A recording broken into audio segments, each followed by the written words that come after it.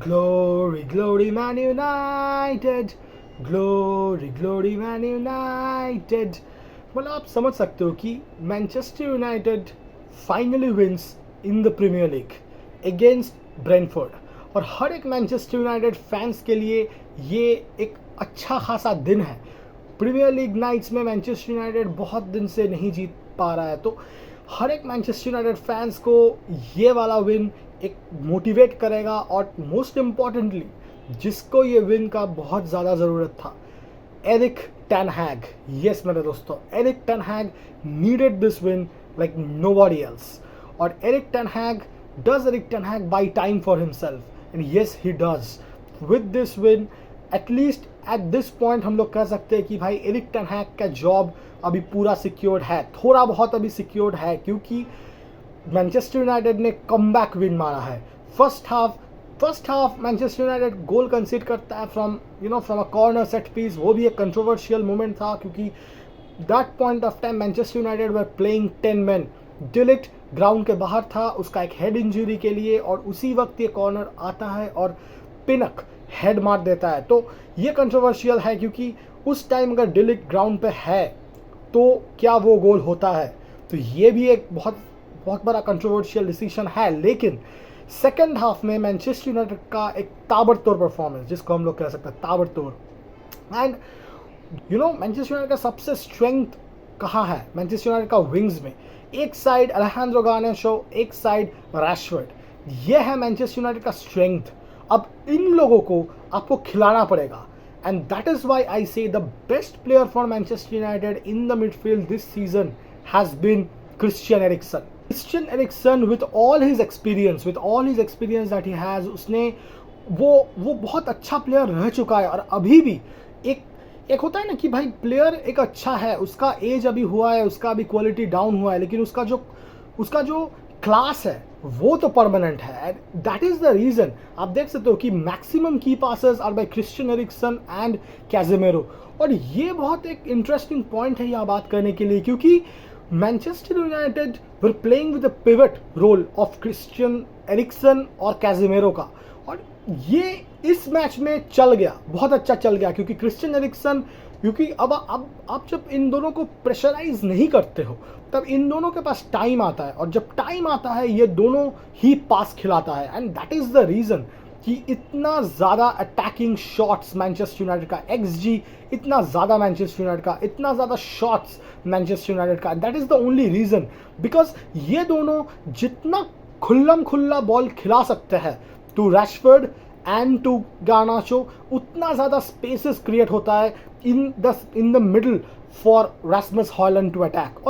और ये पूरा गेम का एक फिलोसफी है कि भाई ऐसे मैनचेस्टर यूनाइटेड खेलेगा।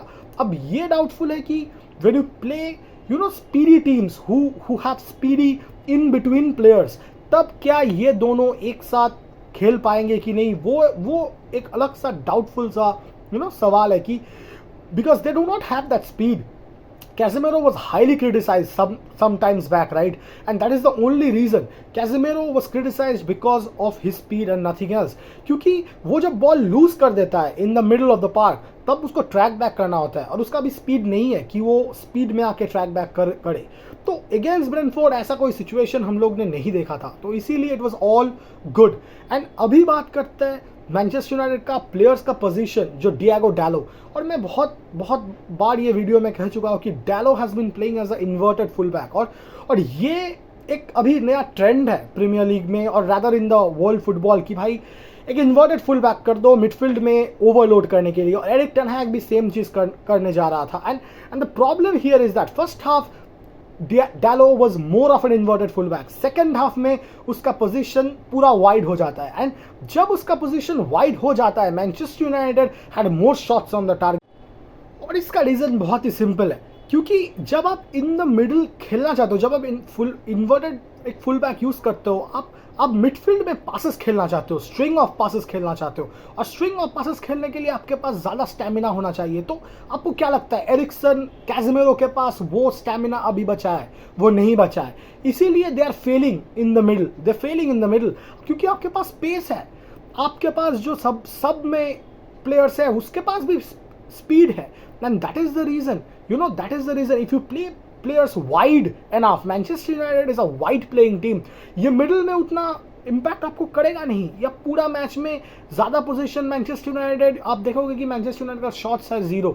एंड अब बात करते हैं ऑफ अलेहांद्रो गार्नाचो जो जब लेफ्ट विंग में खेलता है वो हर 59 मिनट्स में एक गोल स्कोर करता है। और ये आप स्टैट्स मानो, जब आप गेम देखते हो तब आपको पता चलता है कि when he plays on the left, तो उसके पास जब बॉल आता है he looks a very threatening player, he looks a different player altogether, क्योंकि वो बॉल लेके पहले जो करता है कि वो कट इनसाइड करता है। जब वो कट इनसाइड करता है तो उसका right leg is very very strong, अब उससे वो मारता है शॉट, वो एंगल क्रिएट करता है और शॉट मारता है। When you have players who can cut in and do shots on the goal, तब ऑटोमेटिकली आपके टीम में वो बैलेंस आता है, वो एक थ्रेटनिंग पावर आता है कि भाई इसके पास बॉल आएगा तो ये टीम अंदर घुसेगा और शॉट मारेगा।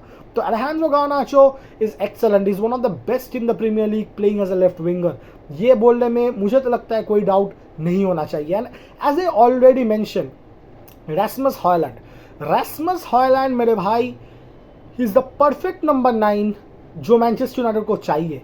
ये मैं अपने पिछले वीडियोस में कह चुका हूँ कि रास्मस हॉयलैंड लास्ट सीजन में इंजर्ड रहते हुए भी is the highest goal scorer of Manchester United along with Bruno Fernandes in the Premier league.